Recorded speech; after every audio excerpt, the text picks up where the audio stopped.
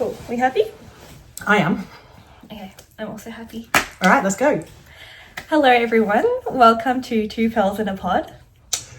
I'm Sarah. I'm Paige. And this is a knitting podcast where we like to chat about what we have made, what we've been working on. It's just dawning on me how long it's been since we have caught up. Recorded, yeah. Ooh, I'm just a bit rusty.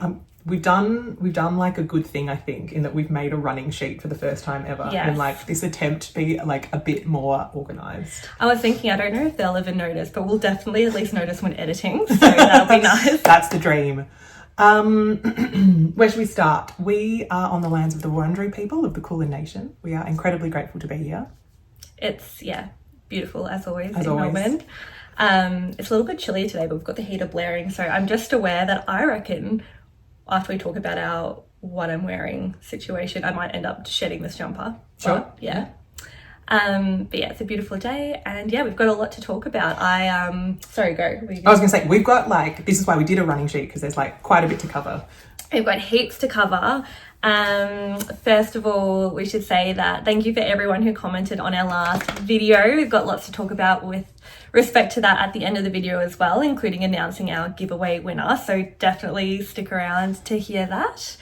And in other news, I recently went and visited some family in Sri Lanka and spent some time with family in Sri Lanka. So even though Sarah and I sort of seem really chill about being back together, we've had our moment of reuniting earlier this week, which is really funny. It's been a long time. It feels like a really long time. It wasn't, no, but it actually was a long time. It was. When we say a long time, I was away for almost 3 weeks. Weeks. Yeah. Weeks.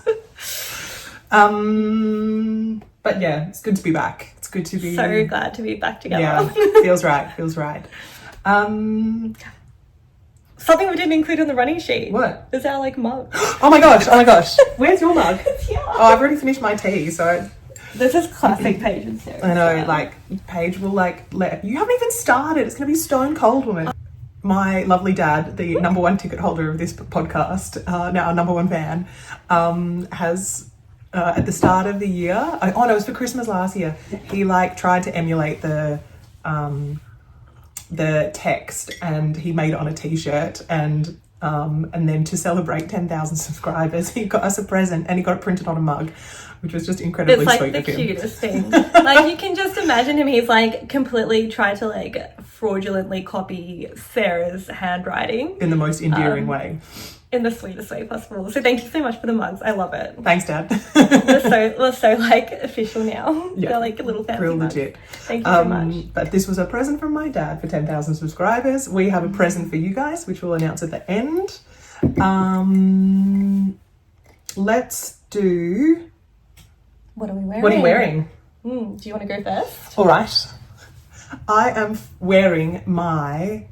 Oh no, I've just it's been a while. No, I know it. It's the O-neck. Cumulus blouse or Cumulus tee, one of the Cumulus. It's the blouse. O-neck, heavily modified to copy the Leontine by Suzanne, which is a ready-to-wear garment, but it is a fingering weight, top-down raglan, which is just meant to be a round neck, but I put in a deep Henley.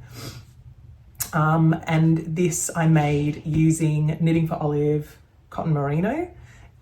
In the cream and then the navy, because classic, and then I've put in a twisted rib button band on my Henley and on my cuffs. Oh, I didn't realise it was twisted rib. It looks so good.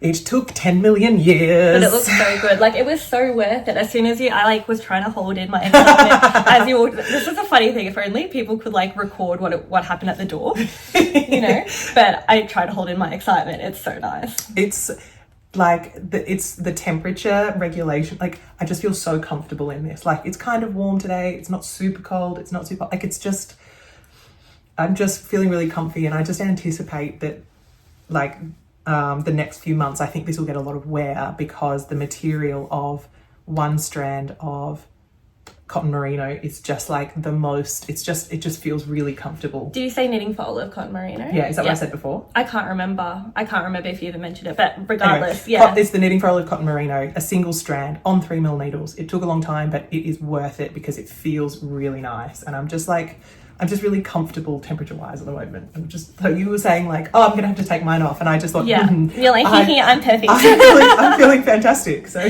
I'm so jealous. Actually, I recently knitted and showed on the podcast the Sandnesgarn pattern, the West singlet that I finished. Oh, yeah. And oh my gosh, that got so much, like, that's gotten so much wear. I love it. Already? And While you were I was away? in Sri Lanka. So actually it was a bit too hot in Sri Lanka, but I pushed through because it's just so cute. Fashion. And like fashion. Also in the evenings it like cools off. So it was kind of comfy.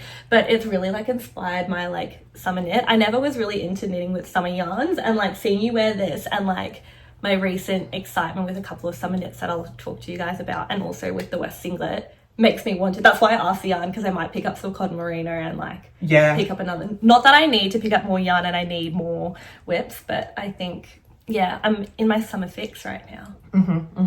Yeah, it's like the weather's turned, and so it's like exciting as well.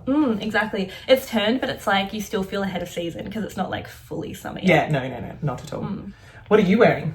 I am wearing, well, firstly, guys, we'll talk about it later, but my plan was to wear my Ridge sweater by Sandnesgarn, and I'll talk about that later, but because that's not available to wear right now, I'm wearing my Sandro pullover. This pattern's by Flaminia, and it is made out of Knitting for Olive, a strand of their Mohair and their just standard Merino. And I love it. It's in the colour Dusty Artichoke. I've worn it before on the podcast. I've talked about it at length on the podcast before, so you can definitely go back if you want to hear more. But it's gorgeous. The fit's great. We love it. So just a tried and true. Timeless. Just easy. All right. What's next? We can talk about some of Sarah's finished objects. Oh, yes. Okay. My first one I can't show because so I finished my Rummigenser by Sandnesgarn. Do we have pictures that we can Yes, I will upload? put a picture up of me modelling my stunning one. I've seen it IRL, so let me just say it's beautiful. I finished my Rummigenser by Sandnesgarn. I posted it up to Erica from Yarnacopia because she wanted to borrow it for like a stall or like a show or something where she wanted a sample. I think for Fiberfest. I don't know what I think it's for Fiberfest, like some sort of festival. Anyway, she wanted a sample, so I posted it up for her. So I don't have it with me. It's not cold enough to wear it anyway. So it would have been a kind of a show because it's like, the rummy is one strand of Peer Gynt and one strand of Tynn silk mohair held together. So it is warm, chunky and like cozy. And I got a few weeks of wear out of it between when I finished it. But now it's going to be like retired until next year. So the yarn and the pattern were gifted both by Sandnesgarn in collaboration with Yarnacopia, and you can buy kits from Yarnacopia until the end of September, is my understanding. This pattern is like super quick until you have to do the the lines, the duplicate stitching. So basically you just knit a stripy garment, like top down raglan. No, it's not raglan, it's drop shoulder. And then once you're finished, you duplicate stitch all of the vertical lines, which took a very long time. See, this is what I'm nervous about, because I've done that classic thing of, I think I told you this. I think you did. So whenever Sarah makes something, I want it. So of course, with the Yarnacopia pre-order stuff through Sandnesgarn, I've now ordered a full kit to make Sarah's Mindy sweater in the same colour, and a full kit to make the Rummy sweater in slightly different colours, but similar colours. And I messaged Erica about it from Yarnacopia, and she was we were having a giggle. But the duplicate stitch thing makes me think, I hope it just doesn't sit as a whip for me forever. I think like the balance is the garment takes very little time, and so it's like, oh my god, you finish it so quickly, and so you're kind of in this thing like, oh, I'm just going to get this jumper really quickly. And then you don't, because the duplicate stitching takes a long time. But I think if you go in knowing that it's going to take a while, I'm just going to do the duplicate stitching tonight. It's like, no. The duplicate stitching will take several evenings of work. Oh, I was looking and I was like, maybe I can get away with it not on the arms, but it's definitely on the arms. No, it would look silly. It's fine. It's just like a labour of love, like all the things we do. It's fine. It'll get done eventually. Yeah, I think you should just go in knowing that it is and you get very efficient at it. Yeah. But just takes time. Also, like all good things. It looks so good. Like, I saw Sarah wearing it just before I headed off to Sri Lanka, and I was gushing. Like, it is. I feel very fashion. So nice. I feel so glamorous. So, tell me more about like the colors and stuff that you use. Do you remember? Oh, I can't remember exactly what they were, like what they're called. Everything is in the description, guys. And We it'll be in spent my lots of time Ravelry. doing that. Yeah, of course. But basically, it's like the cream and then the classic navy is what I chose. The original is like a beige and a black, which is also very fashion, but I am not very fashion. I was like sus on the beige and black, not gonna lie, but like it looks so good. It's nice. And then I looked at, because when I was purchasing my kit, I was looking at like the projects of other people who've made it. A lot of people have made it with black, and it looks good. Yeah. So, and there's no issue with, like, it doesn't look like from those projects anyway there's been any issue with bleeding from the black or anything like that. I did a test of mine and it was fine. Oh, good. On my swatch. I will also do a test because swatch forward. I ordered the beige color with like, I was like tossing up between doing it in black or like a really, really, really dark brown, which is I think what I ended up going for. That'll be so nice. Like an almost black dark brown. Yes, I agree. So I'm really excited for it to arrive to make it. I hope it like, it's not going to arrive soon because it's pre-order, but I'm really excited to make it when it arrives. The one thing I will say is there's very few sizes because you're kind of constricted by the size of the squares. Right. Does that make sense? Yeah. So I made the smallest size, and I think it's got like some really nice positive E. Like I really like the size of it. I didn't do the big full generous turtleneck. Yeah, you didn't, now that you mention it. Yeah. I think it irritates me too. Like I haven't sewn it down, so I can, if I'm feeling really glamorous, I could have it up. Yeah. But normally I just tuck it in and have it low and flat. So I didn't do the full collar, and I had about that much of the Tynn Gynt, the Tynn silk mohair left. So okay. I know you were going to talk about this recently, but this is probably the first time that I've had an instance where I've actually run out of yarn and like what the pattern has recommended has been insufficient. I also ran out of yarn in mine, which I'll talk about, but that makes me nervous because my plan is, if you've made the smaller size and seeing the positive ease on yours, that makes me also want to make the smaller size. Oh yeah. I bought the kit for the second smallest size, but do you remember which like quantity? I would have just ordered exactly what it said for the for the smaller size. Oh, for the smallest. Okay, cool. So you'll be fine. So I'll be okay. Because I was like, oh no, if you've like bought for not the smaller size and then made the smaller size. And so I'll probably just be okay. I think you'll be okay. I think if you are going to make it, I think erring on, it was just... No wastage. Small swatch. I think probably it was just the main colour Tynn silk mohair that ran out. Okay, that's okay. I can deal with that. It's more the contrast colours and stuff, or like the colours where if you have a different dye lot, that is a problem with like the base colours. Not the Tynn silk mohair doesn't matter so much. Any other tips that I can selfishly steal? No, it's pretty like all Sandnesgarn patterns. It's pretty basic in terms of like, you know, the whole pattern is like 2 pages or something. Stunning. Love. Did you meet gauge? Yeah. And you used the recommended needles? Yep. And how much positive ease roughly did you get? Like, I don't need centimeters. Like, is it big? It's big. Okay, cool. In that case, I'm probably going to go with my usual needle size. So, like, everyone else is half one down. Yeah, and that will just, like... To constrict it a little. Yeah, shrink make it a little bit smaller. Yeah. You can try mine on as well. Yeah, I might do that, if that's okay. And same with your Mindy. Oh, yeah. But yes, that's my first finished object. I am glad that I got a bit of work on it. Like, I got it done and was able to wear it before the end of the year. Feels great, feels cool. I feel cool in it. You look so cool. Thanks. You look so fashionable. I love it. But yeah, it feels like real peak Sandnesgarn. It is. Yeah. Similarly... Okay, enough about that. No, not enough about that. I was just going to say, like, just going to talk about the Sandnesgarn one that I made. Let's talk about your ridge. So I made the ridge sweater by Sandnesgarn, which was also a gifted pattern and gifted yarn from Sandnesgarn in collaboration with Yarnacopia. Erica has been doing all the organising in the background for this collaboration, so thank you, Erica, for organising that.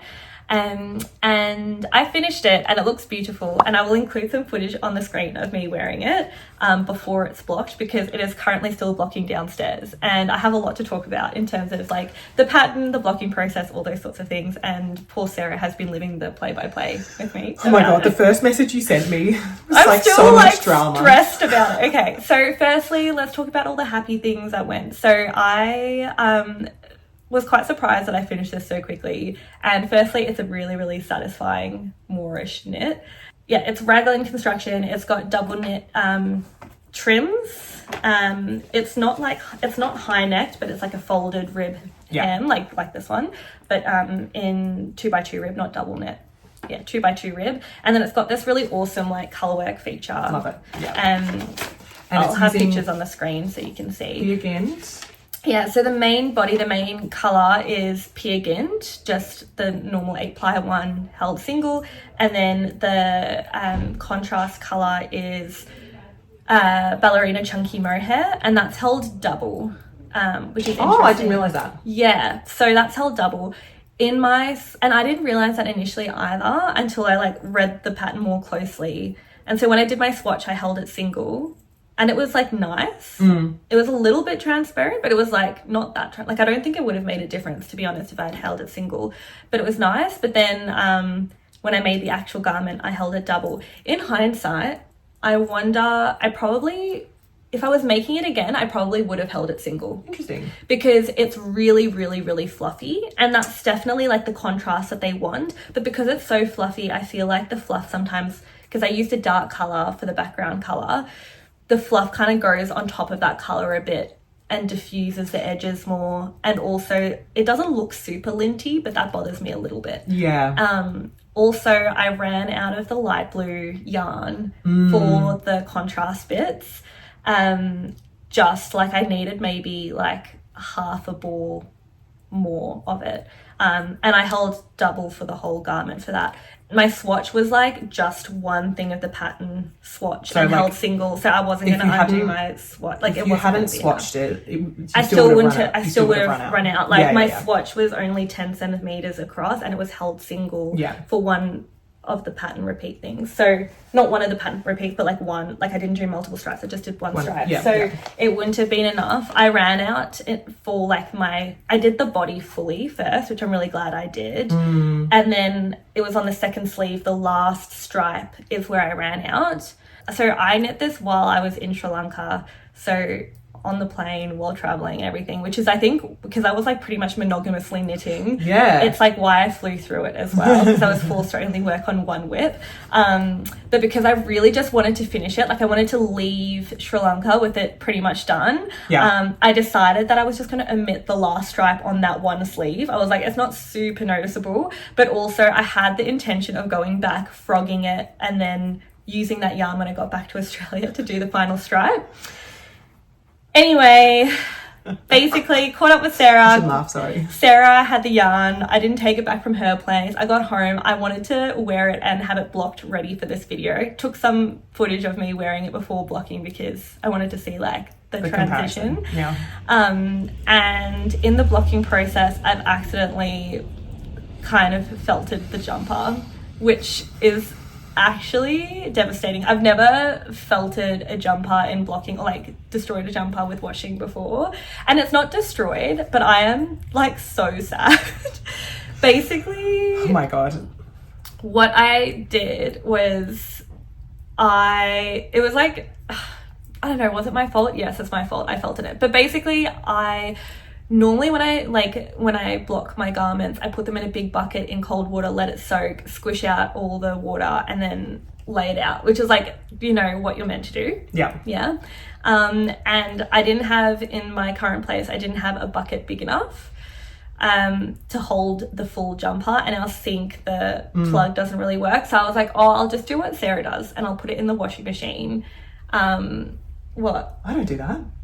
Oh, I did that once, but that was to deliberately shrink something. Oh. I've never done that. I swear you said you did this, but you put it in like wool wash and like cold and then just let it dry. I would never do that. Oh my god. Did I just Sorry, completely like, dream this up? I mean, in my head I was like, Sarah does this. I should just like do the shortcut that everyone does. I've heard of a lot of people who do that. Oh. I've never been bold enough to do it. Okay, don't do it, guys. and I've got to say, this is probably like, yeah, I don't think I ever will now. Don't do it. Don't. Like, I think it would be fine. It would be fine for certain garments. Sure. It's not fine for peer Gynt. Yeah, good to know. Peer Gynt is too woolly, and like when you use it, you can feel that it's rustic. Like it will felt, like it's a feltable yarn. Anyway, so not only you're gonna die. Not only did I do that, so I put it in the washing machine on just pure cold wash. The cold water in our washing machine is also very cold. I was a bit like, oh, it is a front loader, so there's probably gonna be more friction. Yeah. But I thought I had no spin cycle on. I like turned off the spin and I was like, oh, it'll be fine. It'll basically just be soaking it in the washing machine. Yeah. Which is true. So anyway, did that. And then, sorry, I'm really giving you the play-by-play. And then I went to take it out and I was like, whoa, this is so heavy. This is so full of water. And I was like, I'll just put it on a gentle spin. I think the spin is not the problem. What's the problem? I think it's the wash. It's the tumbling. Oh, like the spin is just like the centrifugal force. Well, that's what I thought. And it just gets all the water out. I think it's the turning of it when it's in the water that's the problem. Just wait for it. Okay, because sorry. Because I make it worse. So then I put it on spin and then I take it out and I like go to lay it out and I'm like, oh my god, the spin was so effective. It's basically dry now. Yeah. So what do? I put it on the wash again. Yeah. Anyway, then I take it out and I'm like, oh my god, has this felted? And then... So it went through 2 washes and 2 spins? No, 1 spin. The second time I didn't spin it because the spin was too good. Oh, it was too good. So rather than just like wetting it a little bit more, because like it was almost dry. It was like damp at that point. And I was like barely damp. Yeah. And also like when I took it out, my issue was, and you'll see in the footage, it wasn't an issue. It was just the double knit was so... like it was kind of mushrooming in and I wanted the ribbing, and I wasn't confident that it was damp enough that I could pull it out enough. Yeah. So that's why I put it in the wash again to wet it again. Anyway, then I took it out and then I was like, oh my god, I think it's felted, and I was like, okay, time to get the towel, squished out all the water, and I was like, oh, I'm pretty sure it's like felted. Like I could see like no stitch definition in the peer Gynt anymore. It definitely was a little bit smaller. So then I I'm now aggressively blocking it. Like, thank goodness for the blocking kit situation that I've now got. Yeah. So I've got the foam mats out, I've got the pins out, I've like stretched it out because it's also like winter here, things aren't drying very well. I put it on my like nice like Amazon like airing kind of one, but then it doesn't hold the pins as well, so I couldn't stretch it out as much. So now I've like put it back on the blocking mats with like a pedestal fan on its side on top. It looks like a state, and my poor housemates who like one of them crochets a lot and looks at it and it's like, oh yeah, I obviously know what's going on here. And then my other housemate is like gets back from a run and is like, the hell is going on there? What is the situation? Has this been going on all day? And I was like, it's just, I can't even talk about it. Anyway, so I messaged Sarah and I'm panicking like, Sarah, you know, my beautiful jumper, I think I've like felted it. And anyway, so the stitch definition, now that it's a little bit drier, it's come back a little bit, but it's definitely a bit smaller. It's definitely filtered a little bit. It's definitely, this is the thing, it's definitely wearable. I'll definitely still do like a, like I'll do like, I'll post on Instagram, and I have TikTok as well if you're interested, but I'll post like a before and after blocking, and you'll be able to see what this is a real extreme before and after blocking. Yeah, it was just much more of a journey. The other sad thing is now as well, because it's a bit felted, I don't think I'm game enough to try and frog and knit to fix the cuff. Yeah. Like now that I've got extra yarn to do that last stripe, I think the feltings, it's not even just like, I'm not sure firstly if I'll be able to actually frog it, if it'll be too felted to frog. I'm also just wary that once I do knit it, trying to proportionally get that back to the same size, I'm just not going to mess around with it. It's going to look a little bit funny because I've got one stripe missing, but this is part of the beauty of handmade garments, and it's a good lesson.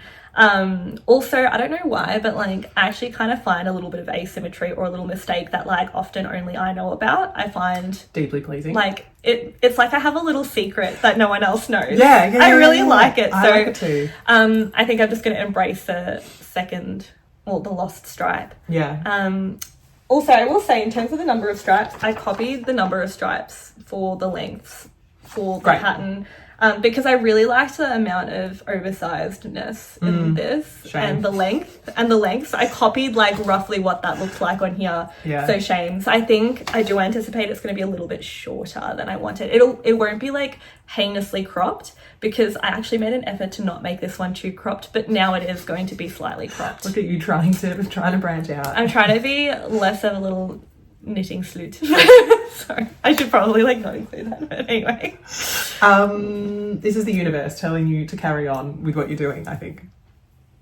Yeah. Well, alas. There we are. That's my long story. So 2 finished objects, neither of which we can show you. Sorry, guys. I have a finished object which I can show you. Show me. It's a little set. Ooh. So. You know I love this. Oh. Tell me more. I made a little set of a Sophie scarf and penny gloves, both of which using Cardiff cashmere. I was going to say I want to know what this is made out of, but I thought I'd actually let you finish this. Look at this. It's just so beautiful. The colour is gorgeous. This is a present for the mum of some really good friends of mine who lent me her bike when I was in Belgium. So she lent me her bike for a week so I could do a cycle trip with some friends. And so as a thank you present, I wanted to make her something, and she wears a lot of greens. So I thought a nice present would be this for her. So thank you, Chantal. But I was kind of like, didn't feel I had the pressure of time because it's still not super cold in Europe. So I'm like, I've got time, and I've like just been slowly working away on this in the background. But like, it's just like, both of these patterns are just timeless. They're perfect. I'm obsessed with both of them. They are perfect in the cashmere as a gift set. Just perfect. So like the gloves took 1 ball. Oh, and that's good to know, because I've got some kind of cashmere I want to make into penny gloves, and I wasn't sure if I was being stingy. Is this the classic? Yeah. I wasn't sure if I was being stingy if I used one, so I bought 2, but this is a perfect size. Yeah, so I think this is a little bit shorter than what the pattern says. But it's the perfect But I actually practical think it's size. fine. Like, in the past, I've done tricky things with provisional cast-ons. Yeah. But I actually just kind of eyeballed it because I knew I had extra. You And I was like, if I go a little bit over, it's not a disaster. But I actually got it out of slightly less than 1 ball, which was a relief because this I used 2. So this is 2 balls of the same, but I ran, I don't know, I didn't turn around soon enough. So I needed to borrow the leftover from this to finish this rather than vice versa, which is what I would have assumed. But this is I think a reasonably good size that you can wrap that around. Can you try it on? Oh, sure. So cute. What would I do? I think I just probably, if this was me, this is your style. This is how I would do it or something. I'm not sure. I haven't thought about this. It? I think, how would I style? Yeah, do you know what? I think I would. That's better. Oh, side? What? Yeah. Oh my God. So chic. It's really crazy and obviously not irritating because it's a bougie. It's obviously the most beautiful thing. So yeah, this is going to be posted off to Belgium soon. Beautiful. Also, I love how when you roll it up, it looks like little croissants. Yeah, and I just thought this is it's just a fantastic little present combo. So for someone who you want to give a beautiful present to as a little set, just timeless, obsessed. Stunning. Really, really love that. Anyway, that's my other finished object. I love it. Very beautiful. I love the colour as well. You know, yeah, I'm a sucker for that colour. That's very nice. I have one more basically finished object / transitioning to a whip. And you're going to be so proud. It is my twist loop top. Yay! Yay! She finally did it. So wait, has she done it? I have these. I need to. So I've done it. Off? Oh, yeah. Wait, you only did that. You just picked that up the other night. I know. I've cast it off. I just need to sew in all the ends. That's all. I've got this funny little ball of noodle yarn. So, as I said, twist loop top. It's very cute. Ignore the blocking situation. I will explain. That obviously needs to be done. The weird cinching it at the bottom. But as you can see, it's got this really nice middle cable detailing. So this top is by the actual patterns by Other Loops. And I've knitted it in one strand of Knitting for Olive in the color Powder. I think in previous videos I've said it's Marzipan. It's definitely Powder. I have put in the description every time the correct colorway, but yeah, it's Powder. And it's this beautiful beigey color that has like a slight pinkish hue to it, so I really like it. In saying that, it's definitely not in my color palette, but like whatever, I still really like it. And this has been on the needles since I think like late 2023, like a very long time. We're talking years here. Basically, I finished it up to where that transition point is, and because you thought you'd run out of yarn. Well, there were actually two things that happened. So firstly, I did it actually just under the arms. Then I did like the double knitted armholes and like the finishings, like the neckline and stuff. The double knitted armholes, I just didn't have the attention span at the time. Like I procrastinated it for ages. Then I borrowed the needles for something else. So then they were like just hanging loose. Picking up the stitches and getting the right number annoyed me. So there was like, that was the first block. Yeah. Then I did that finally, and I was like, okay, I'm going to finish it. Finished it. Used up 2 balls of yarn up to here because I was like, I thought I only had 2 balls, and I kind of wanted a cropped top with this anyway. But then when I tried it on after blocking, because it's double rib, it looks silly until you block it. Rib? Sorry, yeah, I keep saying that. It's 2x2 rib. Before you block it, it looks really stupid because it's all like cinched in like this. I blocked it out this way, but then when you do that, it makes it even shorter. And so when I tried it on, it was just very cropped. Like it wasn't indecent, but it was like basically I was wearing like a little sports bra situation. And it just wasn't the look I was going for. Anyway, then I was like, I can either embrace it here or I can get another ball of yarn, but then getting the right dye lot's going to be impossible like a number of years later. Anyway, I was cleaning out my yarn stash, which is looking beautiful now, by the way. I don't know if you've noticed, Sarah. Every time I come, I admire the yarn situation. Anyway, maybe I'll show you guys one day. But basically, I actually did buy 3 balls. I just forgot that I had a 3rd ball. So anyway, do you mind passing me actually just on the top there? Yeah. So I actually have quite a bit left over, but I picked up the stitches, I took out the noodling cast off, and then just knit a couple of extra inches, and now it's finished. So I'm also so thrilled because the point that you'd finished, the last twist cable was like awkwardly close to the bottom. That is another thing I didn't like about it. So just like Sarah said, that was like right at the bottom, and I was like, it just was like not it. And when I was making it, I was thinking, do I do a twist? Do I not do a twist? And I couldn't really vibe from how much yarn I had left. Yeah. If I should do the twist or not, which the answer was I shouldn't have if I thought that was all the yarn I was going to have. If that's where you were going to stop. Yeah. But it was kind of too late, and I was already so tired of this top, and like this was like I thought I was casting off, that I was like, no, I'm not undoing it, I'm just keeping it as is. Now it's perfect. So it just needs, as I said, it just needs a good block to get rid of that transition point and a weaving in of the ends, and it's exciting because it's just ready for perfect summer. Timing. And I think this is the other thing. Perfect timing. I think this is the other thing since doing my West singlet and doing this. I'm like so motivated by summery garments now and summery tops. I actually just finished this last night. Congrats, as Sarah said, like it was literally only a couple of days ago that I picked this up when I was with her and did these last bits. It's so pleasurable to knit with little needles. Isn't it? Isn't it? So nice. So I think I want to pick up some. I actually don't really have much summer yarn at all. So I think I'm going to pick some up after this and find another summer top. Nice. But yeah, that's that. Speaking of fine needles. Let's go. I'll talk about my first whip. My first whip is my Millie dress, which is a pattern by Sandnesgarn. It's one of their summer DIY patterns. This was also gifted by Sandnesgarn in collaboration with Artichoke. This is knit using Alpakka silk, which is a fingering weight yarn, which I have here. Oh, it feels like air. I say this every time. So nice. So this is colour 6081, which I think is like dark grey blue or something. It's definitely a navy because, of course, I only knit in navy apparently. It is so beautiful and drapey and soft. This is such a pleasure to knit. It is taking 10 million years, but like we've said, it's worth it. It's really, I tried it on, and like just wearing it, it just like the drape of it is feeling really, really nice. I don't know if I should get that instead of a cotton merino now. Well, it depends what you're going to make. They're very different. Yeah, that's true. Very different fabrics. I think you should just get both. Porque no los dos. Yeah, true. I have made far more progress on this than it would appear because I had to rip out a lot. That would have been devastating. It was.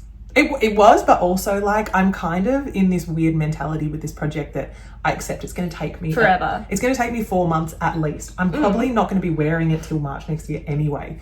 So I don't feel any rush. And so I'm just so happy to just like knit and knit and knit on it. Also, it gets done eventually. It gets done eventually. And it was so like trying it on, I'm like, this feels really nice. I'm really excited, but also I'm not in a rush, which means that like I had to pull out from like just where I started the shaping up until like the waist, like a big chunk. Oh, that is a lot. It was. But also, you know, were you doing it and frogging and going, it's about the progress, not the journey, not the destination. No, I was just like mantra as like you. No, I was just like, I really want this and I want it to be nice. So I'm like, no, I just like this is part of the process because I made a mistake. The reason I had to pull it back was, so what the pattern has is like. You shape the front and back, join in the round, and then at 4, it's kind of like a raglan but offset. So it's like here and here, and then the same points at the back. You start increasing out. There's no waist shaping. There's no decreases. So it's basically from these points it goes out. So I would almost call it like a smock dress or like a trapeze dress. Yeah, is that a term? Or like a baby doll kind of. Yeah. So it's basically it just flares out from that point. I don't think a huge amount, but like, and it's super drapey, so it's not like a 10th. And also, is the ease maybe a little bit on the negative side? Well, like, I think the other thing I panicked was like I wasn't sure what, like I wasn't sure how much ease I should be aiming for, and so I started with the 3rd size. Then I panicked that it was going to be too oversized. So under the underarm, I only cast on enough stitches to hit the 2nd size. Yeah, gotcha. Does that make sense? Yeah. So I'm kind of at this point, and it's like, I think it's pretty forgiving, so it fits nice up until that point. But then I started doing the increases, and I decided, because I have quite a, like my bust to waist ratio, like I have quite a big difference. Yeah. And so I didn't want... You're so delicate and sweet. It's like, I've just got like an hourglass figure. That is not what I have.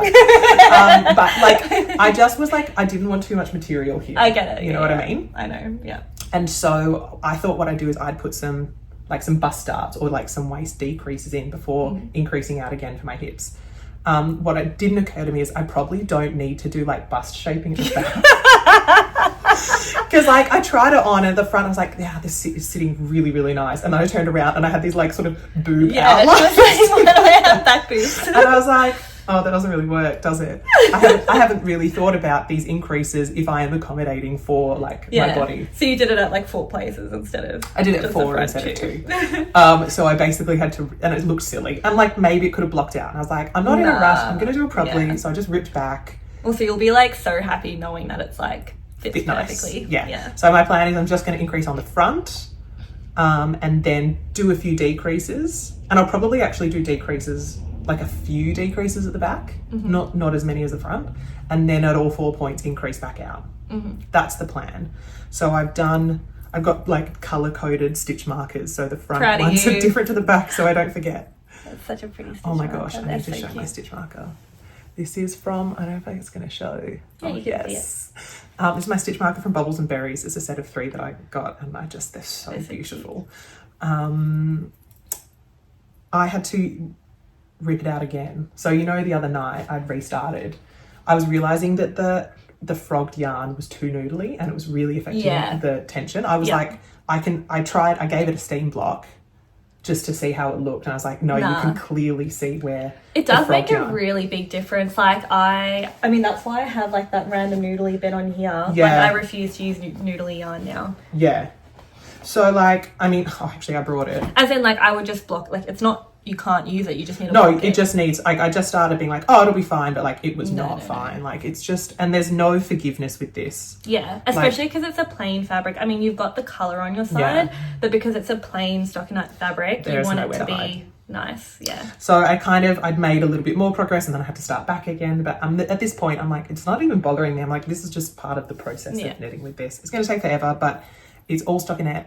That's a lot of, I just really jerried how much yarn That's how much I've ripped out. yeah, wow. Look, it's all lessons learnt. All right. But it is so beautiful and soft. It's going to feel so amazing. Tash from Mostly Knitting Yeah. is making the same. No way. Has made the same, like, because she's like petite and like obviously just a machine and not making the same mistakes I did. She's finished hers and it looks stunning. Ooh. It looks really, really nice. And she chose the same color. And so and she did some interesting shaping on the sleeves, which I'm also going to copy. So, but hers looks really, really lovely. Me being like, oh my God, do I buy another kit? Well, you should see Tash's. It looks I'll have beautiful. a look. Yeah. But this is my long-term whip that is like, keeps being ripped back, but it's fine. It'll be It's worth pleasurable. On like my metal yeah, like, needles, feels it's just nice. like Yeah. I could just knit and knit and knit. Doesn't bother me at all that I Such ripped a all that beautiful out. tactile experience. Delighted. Anyway, that's my main. This is my sort of Main going whip. nip. Yeah, ongoing whip at the moment. Nip. Main going It's not nip. that sort of show. Oh dear. What's next? Show me some whips. Okay, I have one more whip, not really a whip to talk about. Yes, there's no needles, it looks chaotic. This is the summer knit that I kind of started when I was in Sri Lanka and I worked on a bit and I've got a new plan for it. So essentially, a couple of years ago when I was with Anthea, I went to Maker.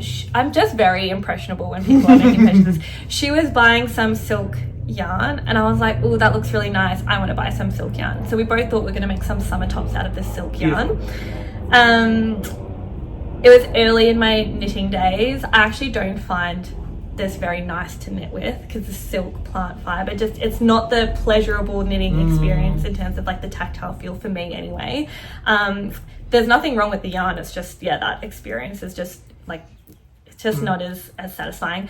But the yarn itself is BC Garn, like the 100% silk in just like their cream color. And the reason I've pulled this out so many times is I have tried making now like 3 different knitting projects out of it, and every time I frog it because it's not the fabric or the look I want. So initially, I can't even remember which pattern I started. This last iteration, the number of patterns I've bought, sorry, other thing, stupid. The library grows.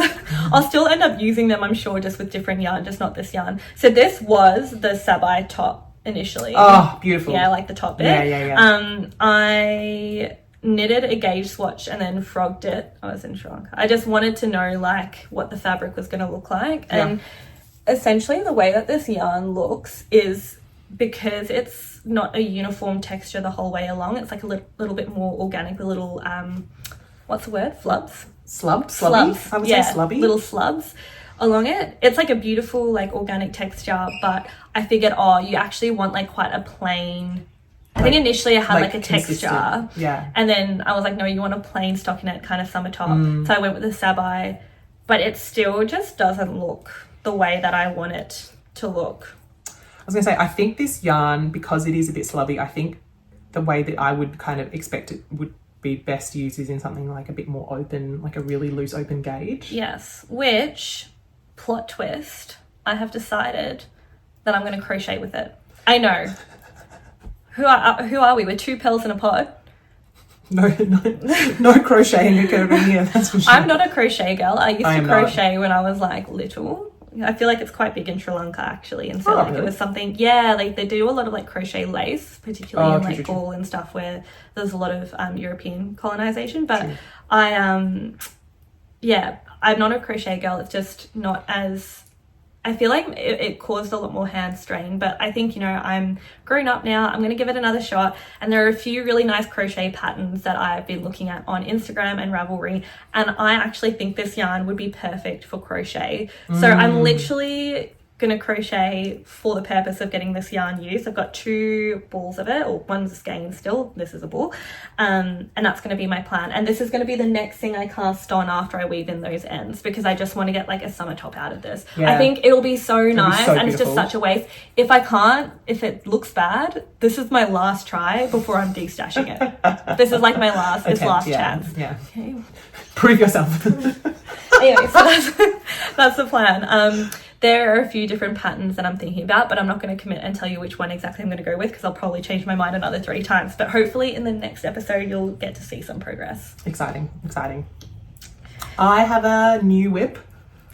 So after I finished my Robbie, and like, I feel like the weather changed, and I just kind of got in this mood of like, I don't need any, like, I'm so unmotivated by finished objects. Like, I think normally I'm like, I want to knit things. That's so unlike you. I know. I just was like, I'm happy to just cast on stuff and work on 10 things, because like... It's like we've swapped personalities. Like, I'm like the opposite right now. But I just feel like nothing that I make now is going to get done in time to wear. Yeah. So I'm kind of in this point where I'm like, I'm just going to just knit on like a few different things, and like, I just cast on... I don't know, I'm just like in this... I'm not in a rush. You're in your cast on era. Yeah, it feels like that. It. Anyway... but I did have some yarn that has been in stash for a long time. Sorry, I just got a peek of the label. Some yarn that's been in stash for a long time, and I was like, this is a real spring yarn, and I was feeling really springy. This yarn has been in stash for like 2 years, and I don't want it to wait another year before another spring rolls around. Yeah. And so I'm just going to start knitting it now. This is yarn that I bought at the Bendigo Sheep and Wool show years ago. Mm-hmm. It is called... It's from a mill called Wagtail Yarns. I think who are based in Queensland, in sort of Northern Australia. This yarn is really interesting. It is 60% mohair, 40% wool. Yeah. Hectic. I've just like never come across that before or since. So this colour is everything. And I was just like, this is what I want to be wearing right now. It's like, it goes from winter to spring. This is the spring colour of my dreams. So I thought it's time. It's been 2 years. It cannot be 3. And then I saw a pattern. I think it's quite new. It's called the Asta cardigan by Irene Lynn. I've got a print out for you. Perfection. Basically, I saw it and I was like, oh, I have yarn in that colour. Like, this is going to be perfect. I just want like kind of an oversized raglan slouchy cardigan. And so I was like, yeah, yarn pattern, great. Done. I went to go and buy the pattern. Turns out it's for like a bulky weight yarn. Oh. Yeah. And so I was like, well, I guess it was an idea. I'll just like find another pattern that's like also raglan, deep V in a DK weight yarn. And there's like lots of options, but like nothing that really... Oh, really? Yeah. Like there was like a petite knit one, but literally the largest size was too small for me. One is the one that... Do you know that one? Which one? It's like Mouline, Mouline. Anyway, go for it. Point is, I was like... It's too late now. It was meant to be like a dopamine cast on, being like, I'm just going to cast on like a cardigan. And then I spent ages poring over like, do I want a drop shoulder? Do I want a raglan? Yeah. This is half the joy though. Yeah. I think I was just ready to like jump straight in, and then I had all these things to consider.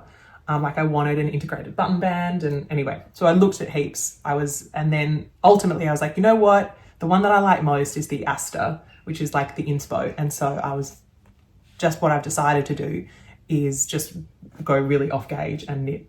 Proud of you. So I'm just knitting the largest size using a DK weight yarn on a 4mm needle and kind of hoping for the best. Yeah. I appreciate this is like a thing that you can't do for if you need a bigger size. Like there's a finite number of smaller sizes you can do before this approach isn't really an option. Yeah. But I've done it a few times. It's kind of worked out. It's going to be like an oversized cardigan, so I think there's a fair amount of give. Yeah. But I've started, and I've given it a block just to see how it's looking. Is this your swatch? Oh no. Okay. This was another swatch. Okay. Because initially I thought I was going to use this yarn to make a... What's the brioche cardigan that Petite Knit does? Is it September? No. I don't know. I know, I've got it in my mind. Penny? There is Agnet.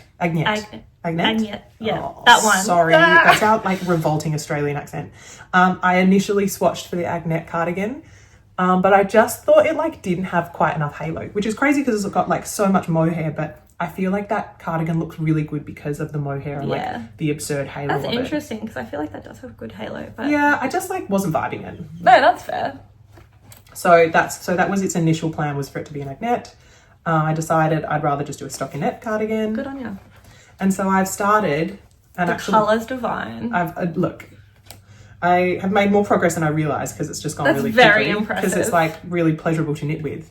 This yarn is just really cool. I'm just so into it. So I am just having a good time. I really like an integrated button band. Like I think it's like I've had so much drama in my life trying to do double knit button bands. Yeah, I can understand why if a lot of my projects had integrated button bands, they would get done a lot more quickly. Yeah. But it starts with like a saddle actually. Like it's billed as a raglan, but actually it's saddle and then raglan. And I don't really know how it's going to fit because I'm kind of just winging it a bit size-wise, but I've split for sleeves, so nice. I just want like an old grandpa-y cardigan, like super cropped, maybe with some little pockets if I've got yarn left. Oversized raglan cardigan in this fun colour is the vision. I've never knit an Irene Lynn cardigan pattern before, and I'm interested to see how it turns out with like your gauge modifications as well. I have some really nice Noro yarn that I was going to hold with some mohair. I don't know if you remember, it's like a pink Noro. Yes, like a ballerina-y type colour. Yeah, and I bought enough because I wanted to make pretty much this look, this kind of cardigan. Yeah. And that's why I knew about the Moulinet cardigan, because that's why I wanted to make that. Yeah. If that doesn't have an integrated button band, because I actually haven't checked, I'm tempted to, if this works out for you, I'll use you as my guinea pig. I'm tempted to potentially do that. I nearly did the field day cardigan, which I have made before and is one of my most worn cardigans ever, obsessed. But that has a drop shoulder and I kind of wanted a raglan. Were it not for the fact that I wanted a raglan, I would have done that. Because that's a DK that was the weight yarn. same situation I was in when choosing. But was like, I think it's just nice to try something different and a different designer. It is creating a fairly good amount of fuzz. I think probably the colour is blowing out the detail of it, but it's got a good kind of fuzzy halo, but not like full mohair. Which is weird because there's so much mohair in it. I guess because it's like blended in with the wool or something. It's not like woven in like with a silk mohair, you know how it's like all sticking out. True. Like this is like integrated within the fiber or something. Like I am so out of my depth in what I'm talking about here. I was just pretending. I'm just making it up, but it's interesting. It's lovely. I don't know how accessible this yarn is. I've never seen it outside the show. I see it at the show every year though. They've got a big booth. I think they've got a website, but it looks it might be primitive. Primitive in the nicest possible way. But it definitely is. Like I saw it at the show this year. I see it at the show every year that we go. Okay, so last episode we celebrated 10,000 subscribers. Holy moly, thank you so much everyone. As a kind of gift to you guys for all of the lovely support that we've had since we started filming, we put together a little prize, which included a project bag made by myself. Stunning. With some scrap. I mean, you're making it sound less than. It's scraps of something that she had already made that was handmade, but it's all like embroidered herself. Like it's stunning work on there. Yeah, but it's like, so I repurposed an old jacket that I wasn't wearing and made this. It's granted, it's a bit of an unusual shape, but I'm curious. No, I think it's cool. I think it's cool. I don't know, I'm into it. And it's got like cool pockets. The pockets were the front of the jacket. Really cool. But and then we also, you haven't seen this. I haven't seen this. We also got a ball of this yarn, which is Louis and Lola Possum Merino. Stunning colour, stunning yarn. 80% merino, 20% possum in the colour natural. It's so gorgeous. I love the little like black possum. I think I want to buy some more of this for myself. But yeah, skein of that I think it'd make a really, really nice hat. And then also, we did show these in the last video, but like we've also got some little stitch markers that I made as well. And there's like, they're all little Aussie themed ones because you guys know I love little stitch markers. So anyway, this is, our little gift to you guys as a little thank you. Thank you so much for everyone who entered. We are going to put the winner on screen now. Woo! Congratulations. If you can contact us, drop us an email or a message or an Instagram message or something. just letting us get in touch with us. We won't contact you, so don't fall for bots or spam or anything. So the comments that we requested that kind of became the competition for this giveaway was that we asked where people are from, and we asked for your recommendations on stash busting, or like the way that you use stash yarn or scraps. Scraps.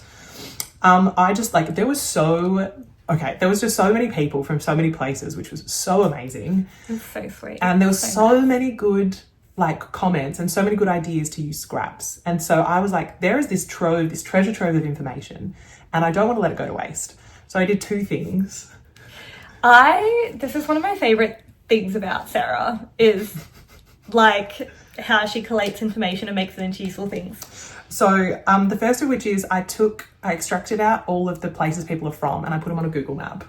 I haven't seen this Google map yet, but I heard about the idea that Sarah had. Oh, that is so cool. Oh my gosh. I'm going to put a link, but basically it's just got pins on a Google map of this is amazing, of where everyone's from. It is incredible. There are people everywhere, and it's just like really impressive, and such a like wild thing that there are so many people, so many interesting places, so far flung, and lots of like locals, and it's just weird to think. This like might make me cry. This is like the most beautiful thing. Yeah, it's just so nice to be able to think about people in different parts of the world sharing this like this sort of shared love, and this shared community is really, that's so special. Really cool. So I made this map. I'll put it up for people to just admire. I might have missed some with my but yeah, that map is, I'll put a link to it. And then the other thing was obviously all these fantastic ideas for scraps, and I just collated them all and put them into a PDF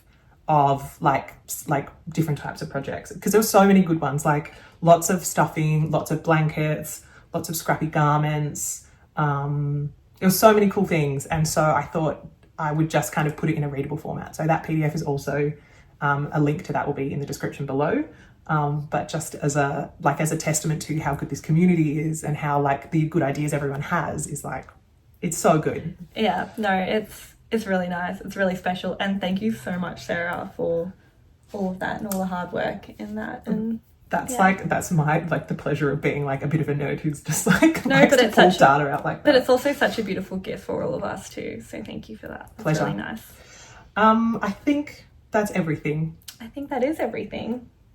Thank you so much, everyone, again, for your continued support of this channel. It means so much to both of us. It's such a pleasure to be here and to be able to keep talking about things like this and keep chatting and keep doing what we love. Really, really grateful.